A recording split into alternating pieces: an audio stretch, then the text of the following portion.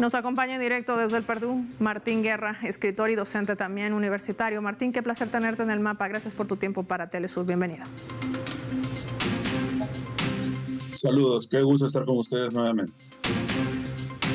El inicio de lo que ha llevado a esta vacancia, porque estamos hablando que si bien las 4 mociones fueron planteadas por partidos no directamente alineados con la política de Dina Boluarte, pero recibió el respaldo de quienes incluso habían permeado con impunidad los hechos más luctuosos para el Perú, cuando hablamos de momentos de represión en distintas provincias del país que también dejó muertos. ¿Qué representa este revés, si puede ser calificado así, político para una presidenta designada en medio de todos estos intereses internos? Empecemos por allí.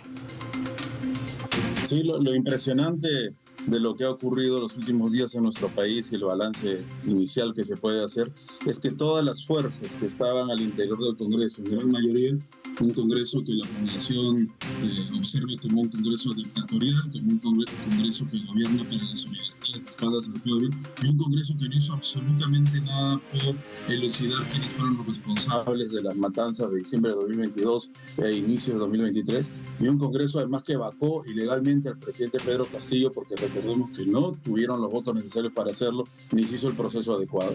Ese Congreso de pronto descubre que la presidenta Boluarte es una presidenta ineficaz, es una presidenta corrupta, es una presidenta que merece ser vacada. El análisis no debe comenzar desde la presentación de las 4 mociones de vacancia, sino de lo que venía ocurriendo las semanas anteriores. La criminalidad había crecido a niveles impresionantes. Era un desgobierno absoluto.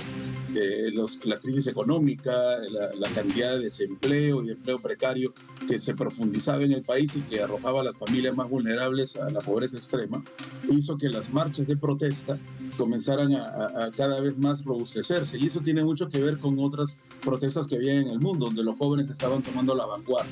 Nuestro país es complejo, no digo que otros países no lo sean, pero aquí hay un divorcio entre la capital Lima y el resto del país, que ha estado en mayor o menor medida desde el golpe de estado de Boluarte en jornadas de protesta y lucha. Ese divorcio parecía que comenzaba a, digamos, desaparecer a partir de las jornadas de lucha de los jóvenes. Entonces, creemos que el Congreso, los líderes del Congreso que coordinan con las oligarquías, que dependen en gran parte de las oligarquías y que han hecho leyes a medida, no solamente de los ricos de siempre, sino de las mafias organizadas, vieron que estas jornadas de lucha podían terminar en la expulsión de Boluarte por las malas, digamos. Entonces, lo que han hecho es crear un plan desde el punto de vista de ellos muy inteligente para frenar las jornadas de lucha. Hoy día tenemos una marcha, una movilización convocada que ha sido preparada por nuestro pueblo con mucho esfuerzo. Han venido de varias partes del Perú, y en Lima también se ha desarrollado un nivel de organización más alto que en otros momentos de lucha. Entonces ellos veían esto con preocupación y se han adelantado. Es impresionante que todo el Congreso haya votado en unidad por la vacancia de la señora, que se hayan presentado 4 mociones y que se haya elegido de la mesa del Congreso a un accesitario que fue, por suerte para él, elegido también presidente del Congreso los meses pasados. Entonces el señor Gerí, que tiene 38 años, lo están presentando como una especie de Nayib Bukele.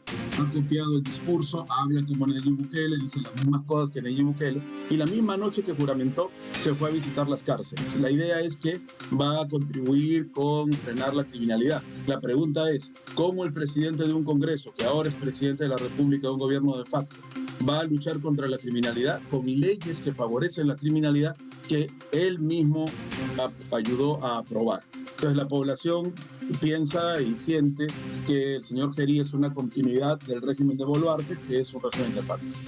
¿Qué nos dices sobre este plan estratégico que ya visorabas en la primera parte? Una mirada al estilo Bukele de El Salvador para tratar de reimplementar en el Perú. ¿Qué significa en lectura geopolítica? Es tal cual como señalas, ¿no? El plan de las oligarquías y la representación actual que tienen con el señor Gerí es obviamente que sigan gobernando quienes no fueron elegidos en 2021, con un discurso, por supuesto, fariseo en defensa de la democracia que ellos defienden, que es la democracia de la mediocracia, la democracia de la dictadura congresal, el control del Poder Judicial, del cual hablabas en la primera parte, que está impidiendo cualquier juicio correcto a los verdaderos delincuentes de las mafias que están instaladas en los poderes del Estado, pero por el contrario, sí se juzga, se apresa preventivamente, que es la modalidad, a los dirigentes populares, entre ellos el presidente Pedro Castillo, por ejemplo, cuya libertad pues cada día se ve más oscura, ¿no? Entonces, frente a esto, recordemos que el actual ministro de Relaciones Exteriores del gobierno de facto, elegido por el señor Gerí para el gabinete que él ha llamado de reconciliación nacional, es un gabinete que en realidad no es de reconciliación nacional. Permíteme brevemente decir quiénes lo conforman. Casi todos los tecnócratas de ese gabinete vienen de haber trabajado directa o indirectamente en el gobierno de Boluarte, y otros son de partidos que no fueron elegidos, como por ejemplo personas filoapristas que han pertenecido o están en el partido aprista, o también del Partido Popular Cristiano, que es el partido que es, digamos, el característico de las oligarquías desde finales del siglo XX. Entonces, estos son los personajes que han sido rescatados de la nada, exmiembros del Tribunal Constitucional, como el presidente del Consejo de Ministros, que además han lanzado desde ayer una campaña macartista contra las movilizaciones de protesta, señalando que quienes protestan son terroristas, son organizaciones subversivas y que les va a caer todo el peso de la ley. Aprovecho ahí también para pedir a Telesur que esté como prensa libre, vigilantes de la movilización del día de hoy, porque ellos pueden culpabilizar al pueblo y tratar de señalar cualquier cosa, ¿no?, entre este macartismo que se vive ya desde hace mucho tiempo. El ministro de Relaciones Exteriores, nombrado, como decía, ha sido embajador en los Estados Unidos. Entonces, ahí hay una relación interesante desde la perspectiva de ellos de continuar con el programa que instaló aquí la embajadora norteamericana durante el golpe del presidente Pedro Castillo, no solamente de penetración de ideas y de control económico, sino también de las famosas bases militares, que es el plan que hay que siempre señalar. Ellos insisten en desarrollar en el Perú a través de intercambios de ejercicios militares. Van cada día más apareciendo estos, digamos, planes de cooperación militar, que es colonialismo, pero además también nos indican dónde debemos comprar las armas, que es la penetración de la OTAN. Sobre eso sería bueno conversar un día en extenso, porque el Perú, al igual que otros países que coordinan con los Estados Unidos, por decirlo de alguna manera, compran su armamento a partir de las recomendaciones de la OTAN, lo cual significa un paulatino ingreso a esta asociación colonialista, imperialista en el planeta, ¿no? Y obviamente militarista.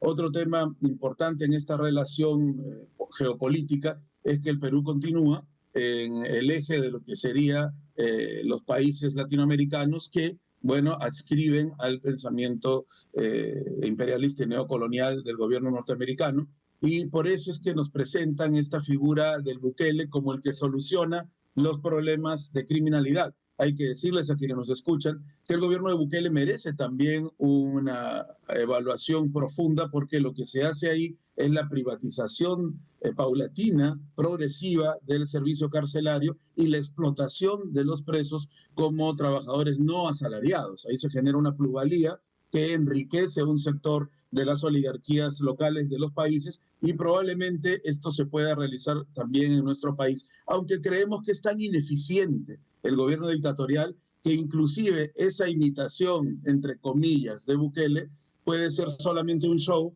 para frenar a nuestro pueblo, que está pues harto de esta incertidumbre, de que gobiernen quienes no fueron elegidos, y que la situación económica cada día sea más triste, y laboral también, ¿no? Vivimos una situación laboral muy crítica. El Perú no genera puestos de trabajo, no tiene industrias. Entonces, ante todo este caos, los administradores de la miseria pretenden perpetuarse usando el poder de los medios de comunicación para vendernos la idea de un presidente joven y efectivo, que es el presidente que contribuyó al golpe de Estado de la señora Boluarte, porque forma parte de todo ese eje político que controla el Congreso de la República.